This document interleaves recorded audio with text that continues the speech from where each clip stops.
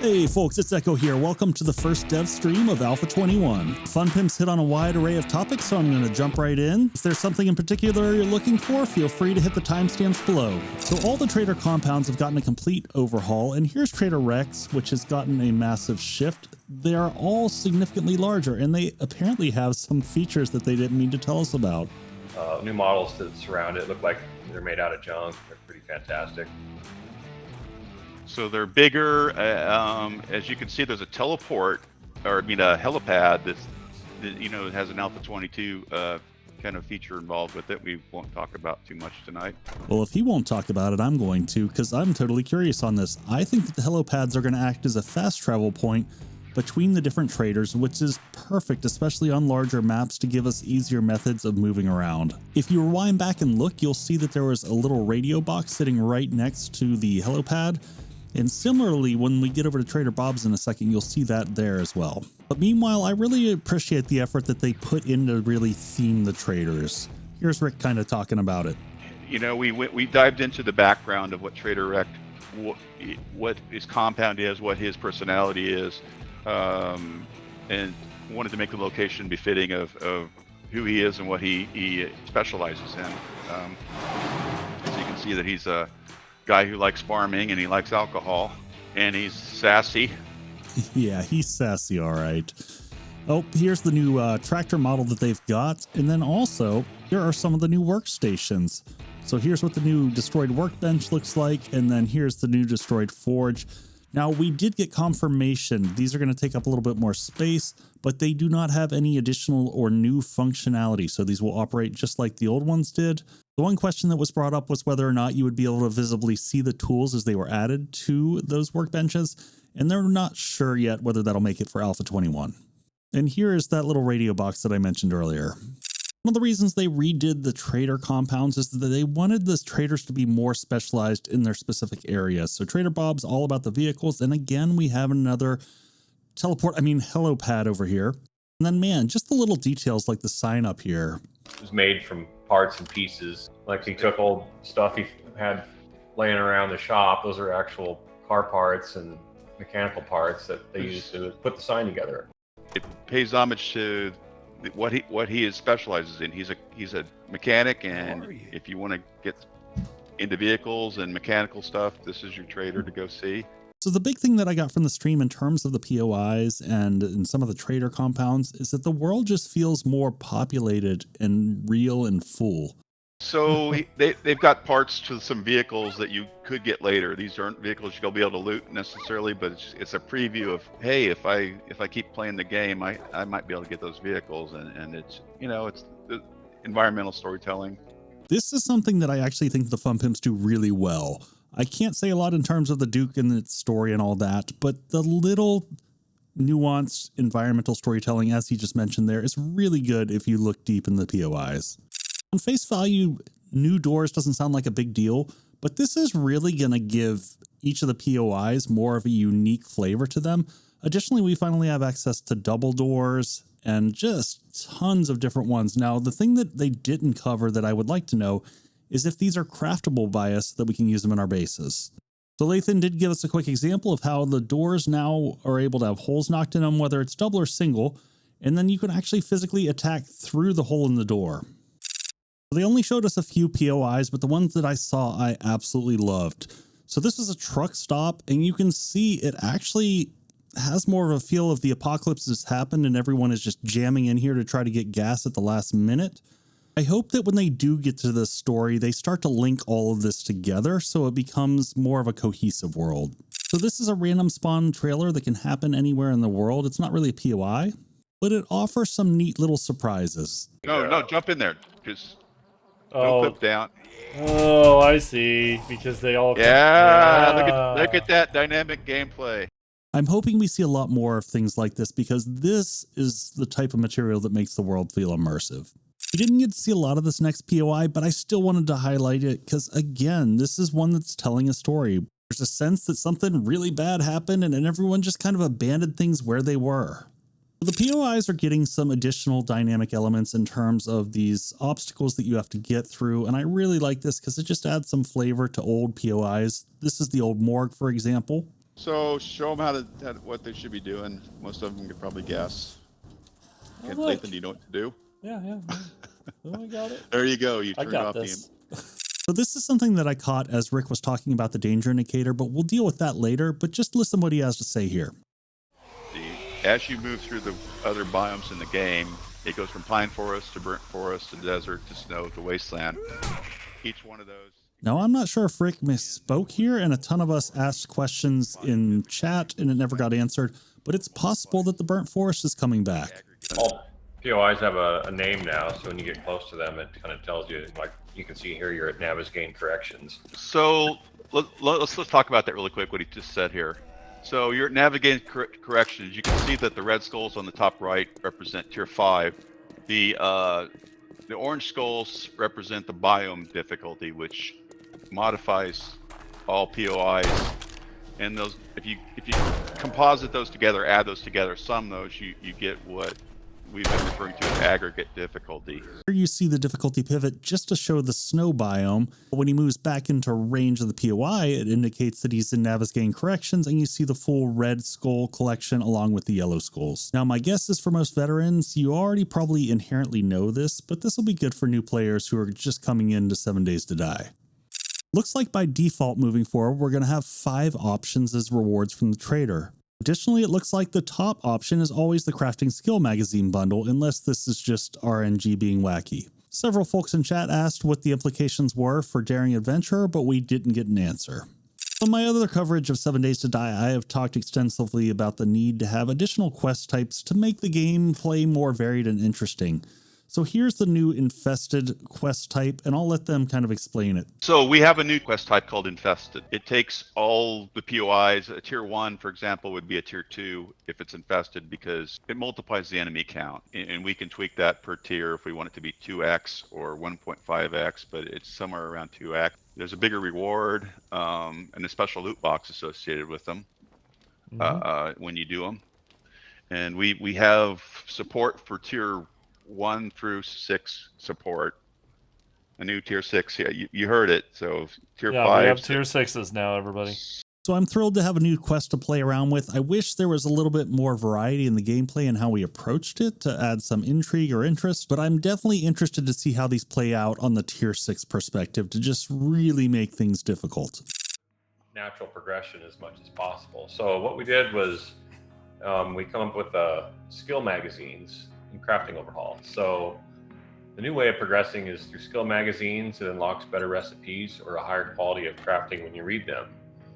There will now be different tools available at different stages, giving the progression a greater sense of purpose. So basically, what we did was we created these magazines, and you need to read quite a few of them to reach the maximum skill. And these magazines will dictate your crafting skill, which is right here, and it's got all of them listed. So I covered this in pretty good detail in my other Alpha 21 video that I'll link up above. But this does answer some of the questions that I had. So in order to unlock iron tools, you're going to have to get 11 of these Tools Digest magazines.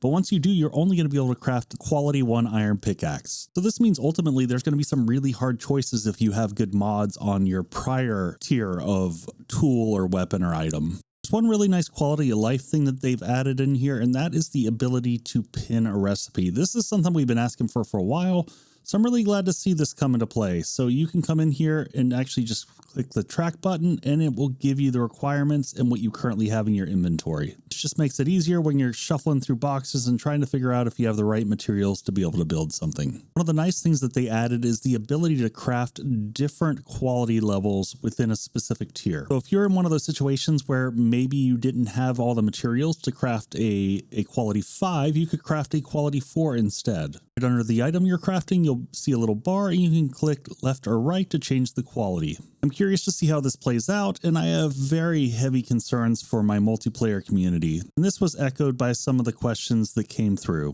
This is a question. What does that mean for people who either focus on base building before exploring, or if part of the team take care of the base? Well, it won't change your game if you're never looting anything.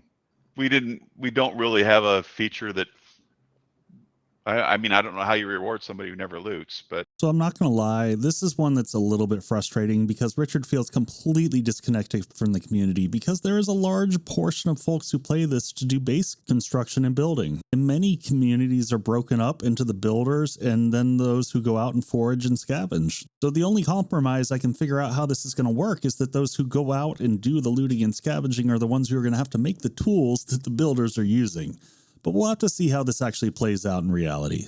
So we like the loot stage and the game stage. We now have a way of progressing what is available at a trader.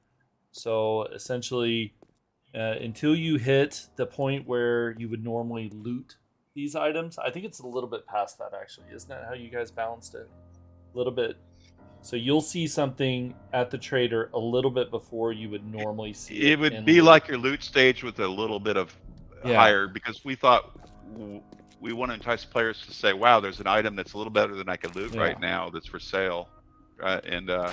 Yes. But it basically pairs with your progression so that you're not finding something too OP too soon, or this is all garbage. Everything kind of scales to your level and stage. So it's really cool.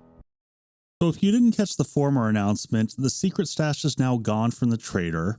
So better barter rather than giving you access to secret stash is going to increase your trader stage. Your trader stage will ultimately govern the tier of items that you can actually buy from the trader. But at any given time, a trader has a set list of items that they will have going all the way up to the highest tier. So the number of items that you'll see available to buy will be based off of your trader stage. This allows you to have a multiplayer situation where you have different trader stages between people, and one person might see more items in the trader stock than another because their trader stage is higher.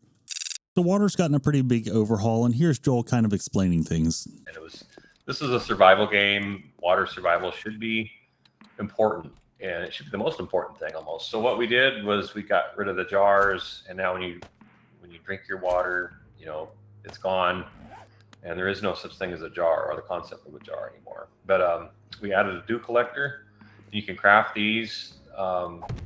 There's kind of one high-end part that is loot or purchase from a trader only that keeps you from crafting 100 on day one and ending up with the same situation as water being a non-issue. I've heard a lot of negative feedback on this one from the community, and it was in the chat during the stream.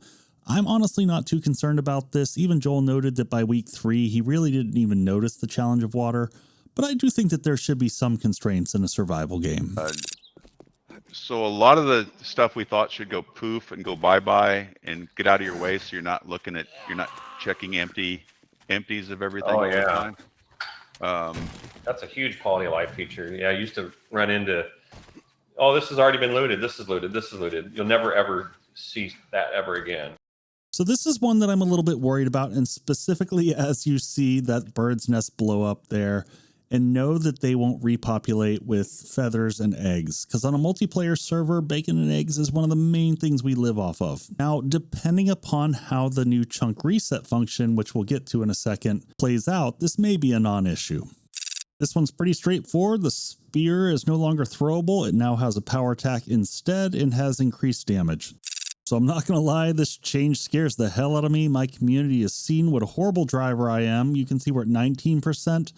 That one wall hit right there took 9% damage off the bike. That second hit took 7% and then another 1. And boom, that vehicle is out of commission. So in order to repair vehicles now, it's going to take a total of 4 repair kits to get it up and running. Now, if you've got the Grease Monkey perk all the way leveled up, it's only going to take a single one, but that's a lot of perk points to spend into Grease Monkey. So hitting walls and trees and stuff like that is the worst thing that you can do. Fences and other items like that are not as bad. Additionally, they've done a lot of reworking to make sure that you're not clipping and just tearing your bike apart as you're driving over curbs and things like that. One of the bigger ones was, you needed strength for sex Rex so that you could have good stamina. And so what we did was we got rid of sex Rex and we integrated that with every item that governs that particular weapon or tool. So, for example, you've got not boomstick, but let's see, minor 69er will decrease your stamina use for tools. Pummel Pete, that'll, if you perk into Pummel Pete, basically your stamina use for clubs is going to be reduced with each rank. So it's integrated. There's basically a ton of different sex rexes, but they're all integrated into the specialization perk. We had a perk under agility that allowed you to swing faster, and now those are all each perk each main attribute has one. Like you see whirlwind there, that's going to govern how fast you can swing with agility weapons. Random world generation has gotten a huge boost in speed, moving to 4 to 5 times faster than before. During the stream, Lathan was able to create a world in about 2 minutes. Additionally, there's supposed to be a lot better linking of roads and paths leading up the POIs. There is a new chunk reset system. It's off by default, but it basically, server runners can turn it on, or players can turn it on to say how frequently you want a chunk that is not protected by land claim or players or bedrolls, etc., to reset on a cadence that is desirable for a long-term persistent world. I personally think this is a great change, and one I'll definitely be implementing on the servers that I run with my community. So we increase the chance for loot bags from wandering hordes to encourage players to take them on, and meaning they wouldn't hardly drop. And in addition, you're not going to see them right before Blood Moon, so we've lessened that chance. We've made loot bags drop regardless of the enemy, if it's a bunch of dogs or if it's a bear. If you take on a zombie bear in a wandering horde, we think you should get a loot bag, and there should be a reward for the fact that you took it on, so the chances are better and the loot's better. First of all, if you notice in my buff pop out, it shows that your armor is weak, as in it's been broken. Yes, that was so annoying. You have no idea. Oh my! No wonder I'm getting killed. All my armor is destroyed. Let's say you're hard picking up rocks, and as you pick them up, you say, I want 20 rocks, and it shows you how many are in inventory and how many you add. So these are 2 little ones, but I appreciate both of them as quality of life improvements. There's been some changes to back to spawn, actually, that I think we forgot to mention. Isn't that new to this alpha, where you can spawn near backpack? Yes. Another great and simple change. We implement this through a /bag to go back to your backpack on my server, so I like having this option for single world. So water has gotten an upgrade both from a performance perspective, and it will now flow. You can see Lathan here carving out a channel of water and watching it fill up. However, after seeing that, I was immediately dismayed after watching him try to fill up this crater that he had just created with water. So, it's improvement. Performance is supposed to be better. It's not ideal still, but it's progress. So a lot of you have been asking about performance, and we've had Sean, Christian Illy, new versions of Unity, folks from Titanium who have been assisting us work on a lot of different performance improvements. Unity version update, the latest LTS has been a big boost. There's a bunch of stuff. The guys have been working hard on window block optimizations to provide less draw calls. Trees, some of the most abusive trees were fixed to be more performant. Joel continued to go on for a few more minutes talking about various performance improvements, and I'm really optimistically hoping that it makes a huge difference in the game, because this is one of the near and dear places to my heart, and single-digit / PowerPoint versions of Horde Nights are abysmal, and I hope it's getting better. We've had a lot of folks ask, when are you guys going to do a console update? When are you going to do a new version of the game? And we're here to tell you that we're co-developing it with a group from Australia, Titanium Games, who's really good, and we've been working with them. They've been working on main game features with us, getting their feet wet in the game. They've done water, they've done a lot of stuff. So hats off to those guys. They happened to on a last minute request that we had about 3 hours ago. They they happened to provide some video footage of 7 Days to Die running on the PlayStation 5. And we want to share that with you guys. First time Very short. footage of 7 Days to Die running on a PlayStation 5. You can see that it's the PlayStation 5 UI. And it's got full res texture resolution. Performance is pretty good. This is early work. That one's And really short. yeah. So this is PlayStation 5, guys. Super cool. We didn't intend to like show this tonight, but we've got so much demand for an update on this, and we wanted to share a couple of videos and talk a little bit about what our tentative plan is. So this is the second set of footage on the PS5, and I'll just let this play in the background while I talk through some of the other details that they went through. So basically, they're looking at doing the PS5 first, and then probably following up with the Xbox. It'll probably be the Series S and Series X versions of the Xbox. Additionally, they did talk about trying to work with both Sony and Microsoft in terms of getting discounts for folks who have already purchased the game. In terms of timing, it looks like they are targeting this year to get console up and running, and it looks to be in parity with the current version that they're also releasing in terms of A21 and then A22. So for all you console folks out there, things are finally starting to look up a little bit here. So keep your fingers crossed, and hopefully we'll hear some good news. Let's go talk about the release timing for Alpha 21 as well as Alpha 22. Yeah, we're planning a real short Alpha 22 so that you guys can get your hands on the new character armors then. Character system being one of the larger features that's already about 75% done. Actually, it's just couldn't meet the last 25% before the rest of the stuff is ready to go. So no actual specific dates on Alpha 22 other than indicating it's going to be significantly less than the year and a half it took to get to Alpha 21. So we'll have to just sit back and wait and see. I hate to say a date, but we're hoping. Oh, don't do this. Don't do it. Just don't do it. Don't do it. They can, You want to so bad. I could see it. You're just like, oh, just let me say it. But if please there's a don't. showstopper, I know. everyone's But everybody's discouraged. gonna be like, well, Rick said in the dev stream, he said those. So wishful thinking is early May. I think mid-May is probably more realistic. And if it comes out sooner, I'll be pleasantly Can't surprised. believe you did it. Well, we can't commit to that date because show-stopping bugs will they have to be fixed. They can't. He did not say May 1st. Stop it. Hey folks, it's Echo here. I hope you enjoyed the first of the dev streams. I am exhausted, but this was a blast covering it, so I hope you enjoyed it. Consider subscribing if it was useful to you, and I'll continue to release these each week as the new dev streams come up. Take care all. Cheers.